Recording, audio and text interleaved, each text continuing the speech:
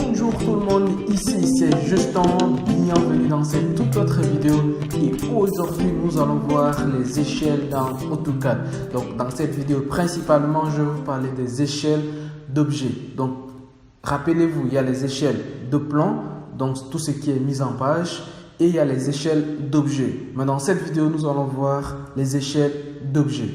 Mais avant d'aller plus loin les amis, je vous invite à vous abonner à ma chaîne pour recevoir toutes les prochaines vidéos que je vais publier. Si vous êtes déjà abonné, merci beaucoup. Et si vous n'êtes pas encore abonné, merci par avance et nous allons tout de suite commencer. Avant de commencer également, j'aimerais vous offrir un cadeau de bienvenue. C'est un guide pratique AutoCAD pour maîtriser la 2D que je mets ça gratuitement à votre disposition. Le lien se trouve dans la description de cette vidéo. Il suffit juste d'aller cliquer sur le lien et vous m'indiquer à quelle adresse je vous envoie ça. Et instantanément, vous allez recevoir ces guides pratiques dans votre boîte mail. Dernière chose, avant de commencer cette vidéo, je tiens à vous rappeler que la formation AutoCAD complète, elle est disponible dans la barre de description également. Donc c'est une formation ultra complète qui vous montre tous les fondamentaux d'AutoCAD. Donc vous allez commencer avec AutoCAD même si vous ne connaissez rien. Donc c'est la première partie, c'est les fondamentaux. Et après, dans les autres parties, je vous montre concrètement comment utiliser AutoCAD pour faire un plan complet. Un plan complet, c'est-à-dire que vous commencez à dessiner les plans, à les aménager, à les coter, à faire tout ce qu'il y a jusqu'à l'impression, l'échelle et à la publication PDF comme vous voulez. Donc c'est une formation ultra complète d'AutoCAD qui permet comme ça, même si vous n'êtes pas très bon en AutoCAD, ça vous permet comme ça de vous amener à un autre niveau d'utilisation AutoCAD. Donc cette formation, c'est vraiment, c'est presque gratuit. Le prix que je donne, c'est presque gratuit et tout ça se trouve dans la barre de description. Donc voilà, allez-y dans la barre de description si c'est toujours disponible. Regardez juste dans la barre de description pour rapidement vous procurer cette formation. Voilà. Donc, dans cette vidéo, nous allons voir les trois manières principalement de mettre à l'échelle. Donc, la première manière, c'est mettre à l'échelle par rapport à un facteur d'échelle. La deuxième manière, c'est mettre à l'échelle par rapport à une référence. Et la troisième méthode, c'est de mettre à l'échelle par rapport, bien sûr, comme nous l'avons dit, à un alignement. Donc, nous allons tout de suite commencer. Par exemple, nous allons commencer directement par la mise à l'échelle selon un facteur. En fait, mise à l'échelle selon un facteur, c'est-à-dire que c'est juste d'augmenter la valeur. Donc, par exemple, je vais prendre ces receveurs que je vais copier. Je fais une copie, je mets comme ça. Je mets la copie comme ça. Bon, je fais deux copies. Voilà. Donc, j'ai quelque chose comme ceci. Donc, je veux que, en fait, cette baignoire-là soit 2 fois plus grande que cette baignoire. Donc, ça dit que je veux juste le multiplier par 2. Et ça, c'est très simple. Ce que vous devez comprendre déjà, lorsqu'on dit le facteur, c'est-à-dire que si vous faites multiplier par 2, c'est-à-dire que vous multipliez, en fait, vous augmentez de 2 fois la taille de ça. Et si vous le multipliez par 1,5, c'est-à-dire que par 0,5, vous diminuez de 2 fois. Donc, si vous prenez votre objet, vous cliquez sur échelle. Donc, c'est ici que ça se passe. Vous cliquez sur échelle et vous prenez d'abord un point de base. Donc, vous allez spécifier un point de base. Et après, maintenant, vous voyez, je suis en train d'augmenter ou de diminuer. Si je veux augmenter, je veux multiplier par 2. C'est très simple. Je tape directement 2 au clavier. Donc là, vous voyez, j'augmente de 2 fois sa taille directement. Donc là, je multiplie par 2 sa taille. Le facteur, c'est 2. Maintenant, si je veux diminuer, donc je sélectionne toujours ça. Je reviens sur échelle. Et après, là, pour revenir à sa taille initiale, il faut que je divise par 2. Diviser par 2, c'est-à-dire que c'est multiplié par 1,5.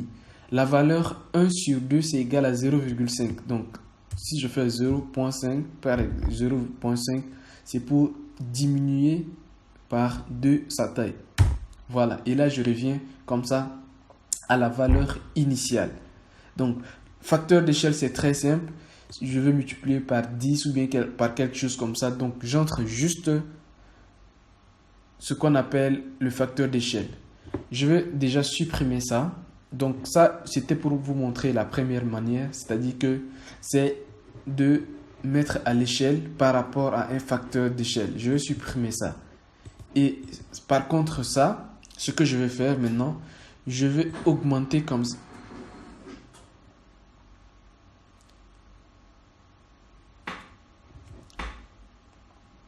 Par contre ça, ce que je vais faire tout de suite, en fait, je vais augmenter sa taille comme ça sans savoir vraiment quelle est sa taille réelle. En fait, vous voyez ce que je veux dire. Mais je vais remettre à l'échelle par rapport à une référence. Donc, pour ce faire, je vais faire une copie de ça. Juste pour vous montrer, je fais une copie de ça. Comme ceci, je vais réactiver l'accrochage. Donc, je veux, en fait, même si je n'ai pas ça, hein, vous allez voir, je vais faire de deux manières. Je sais que pour une baignoire, ça fait 60 cm hein, le côté. Donc, on va essayer, on va vérifier tout ça pour une baignoire. Vous voyez, on est à 60 cm pour une baignoire. Donc, je connais la dimension. Je sais que cette baignoire-là, ça doit être 60 cm ici. Je sais que normalement, mais là, voilà, une baignoire qui fait 3 mètres. En fait, c'est plus une baignoire, quoi. Vous voyez ce que je veux dire? Donc, il nous faut absolument remettre ça à l'échelle. Remettre à l'échelle, c'est-à-dire que c'est faire en sorte que ces côtés-là puissent revenir à 60 cm. Ce que on va faire, c'est toujours la même chose. Vous sélectionnez, vous cliquez sur échelle. Vous allez spécifier un premier point de base et vous allez vous mettre comme ça à chercher à diminuer ou augmenter. Pendant que vous êtes en train de faire ça, vous tapez au clavier R comme référence. Donc, vous faites Entrée. Il vous demande de spécifier la longueur de référence.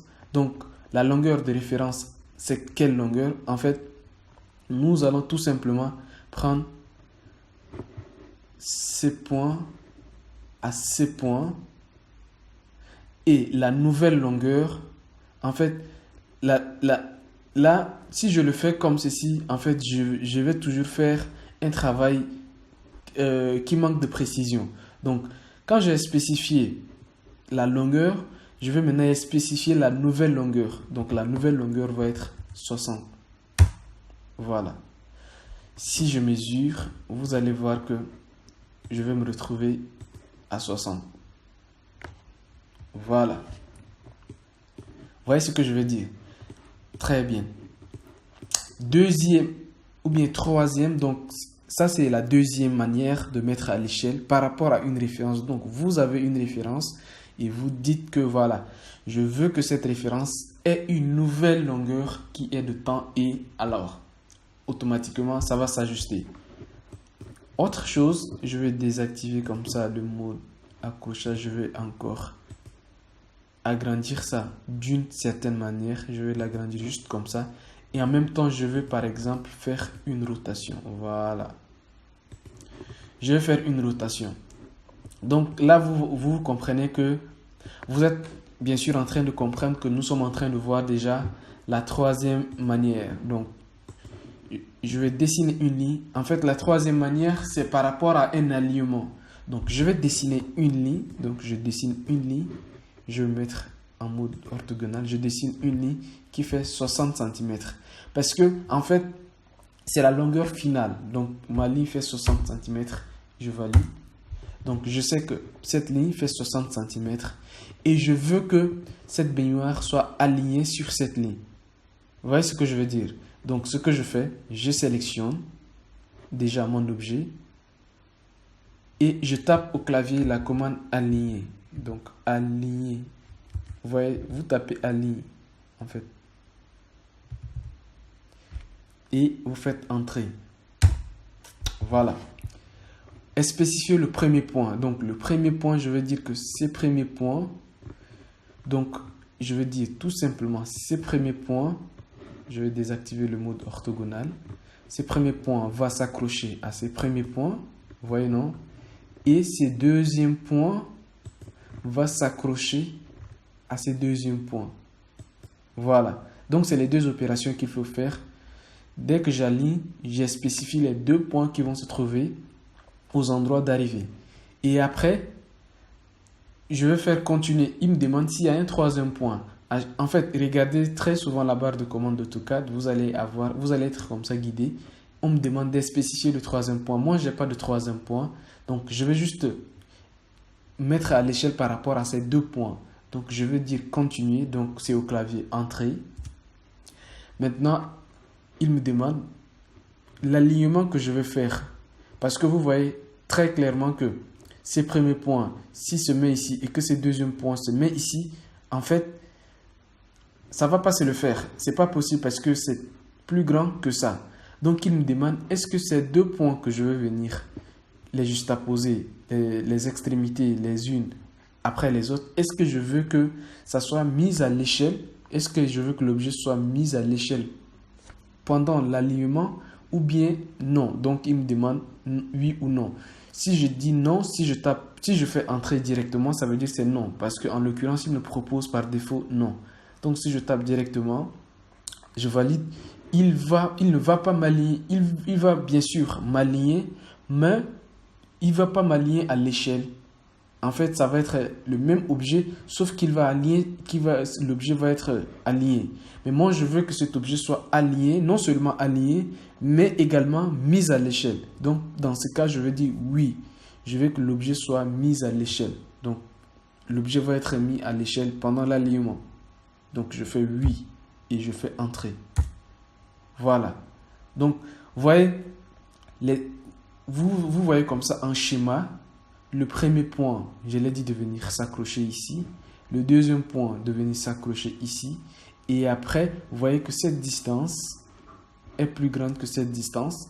Donc, naturellement, si je dois faire un alignement, j'ai le choix de faire un alignement avec l'échelle ou sans échelle.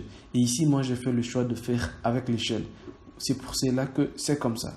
Voilà. Donc, on va vérifier. 60. Et après, ce que je vais faire maintenant, c'est de sélectionner ma ligne et supprimer ma ligne. Donc là, comme ça ne se fait pas, je n'arrive pas à bien sélectionner. Les deux sont superposés. Donc ce que je fais, je vais faire appel au cycle de sélection. Donc je clique ici, cycle de sélection. Voici le cycle de sélection. Donc si j'arrive sur le cycle de sélection, je vais activer le cycle de sélection. Comme ça, lorsque j'arrive sur l'objet, il me demande, comme ça, quand je clique, il me demande le choix que je vais faire. Donc, il me propose les deux lignes ici. Donc, dans ce cas, je vais sélectionner plutôt la ligne et je vais l'effacer tout simplement. En fait, c'est ça. Un cycle de sélection, c'est un peu ça. Je vais mettre en mode orthogonal. Je valide. Je vais prendre, par exemple, c'est juste pour vous montrer. Hein. Je vais prendre, par exemple, autre chose. Je vais prendre HU et puis je vais dessiner une autre ligne. Donc, vous voyez que les lignes sont superposées. Mais je ne vois pas. Si je viens comme ça, je sélectionne, il me demande. En fait, si le cycle de sélection n'était pas coché et que je sélectionne, il allait tout simplement me sélectionner un objet, mais je ne saurais pas exactement quel objet, quoi. Donc, si vous activez le cycle de sélection, vous allez voir que quand vous arrivez, en fait, vous voyez il y a deux petits carrés qui vous indiquent qu'il y a deux objets superposés ici. Donc, ça aussi, c'est une des commandes très attendues parce que jusqu'à la version 2010, la version 2010 n'avait pas encore de cycle de sélection. Mais c'est seulement à partir de la version 2011 qu'on avait déjà que le cycle de sélection est apparu. Et c'est d'ailleurs l'une des commandes très attendues dans AutoCAD, mais qui est finalement arrivée en 2011. En 2010, moi, je ne voyais pas encore le cycle de sélection dans AutoCAD. Donc, c'est une commande très pratique, cycle de sélection. Donc, vous arrivez comme ça, il vous montre directement que deux objets sont superposés à cet endroit. Si je désactive, vous voyez, lorsque j'arrive, rien. Mais si le cycle de sélection est activé, ça me permet comme ça, si je clique, de choisir entre la ligne ou entre les deux lignes. Donc, ou bien je me dis, je fais aucune sélection, tout simplement. Voilà. Bon, c'est pas ça le but. Le but, c'était de vous montrer comment mettre les choses à l'échelle. Donc, nous venons de voir comme ça 3 manières de mettre les choses à l'échelle dans AutoCAD. Et ça arrive très souvent. Et généralement, ces cas, c'est lorsque vous amenez des blocs d'un autre dessin. Donc, vous êtes en train de travailler sur un fichier. Vous amenez un autre fichier, vous amenez des blocs ou bien des objets d'un autre fichier pour les intégrer dans le nouveau fichier. Et très souvent, vous savez pas très... Ça arrive, hein, je vous conseille toujours de travailler avec des correspondances d'unités. De travailler avec toujours des correspondances d'unités. Mais si ça arrive, je vous montre juste comment les remettre à l'échelle. Donc ça, c'était la deuxième manière d'échelle, parce que ça, c'est les échelles d'objets. Nous avons parlé également des échelles de plan. Pour les échelles de plan, c'est beaucoup plus au niveau de l'impression. Lorsque vous avez fini de dessiner, c'est-à-dire que lorsque vous avez tout fini de dessiner votre objet, votre plan, en fait pas les objets, votre plan, et que vous voulez comme ça imprimer, c'est là où les échelles de plan viennent en jeu. Donc je ferai peut-être une autre vidéo pour vous montrer comment vous allez passer dans l'espace présentation. Donc vous allez passer dans l'espace présentation pour comme ça mettre vos plans à l'échelle. Ça, c'est pas des objets, c'est plutôt des plans. Donc ici, je fais bien la différence entre les échelles de plans et les échelles d'objets. Voilà les amis, nous arrivons au terme de cette vidéo. Donc laissez des commentaires si vous avez des choses que vous voulez comprendre. Je vous invite tout simplement à laisser un commentaire ci-dessous. Si cette vidéo vous a plu, n'hésitez pas à la partager autour de vous. Et surtout, n'oubliez pas de vous abonner et d'activer la cloche des notifications pour recevoir toutes les prochaines vidéos que je vais publier. Donc les amis, on se dit ciao et à la prochaine.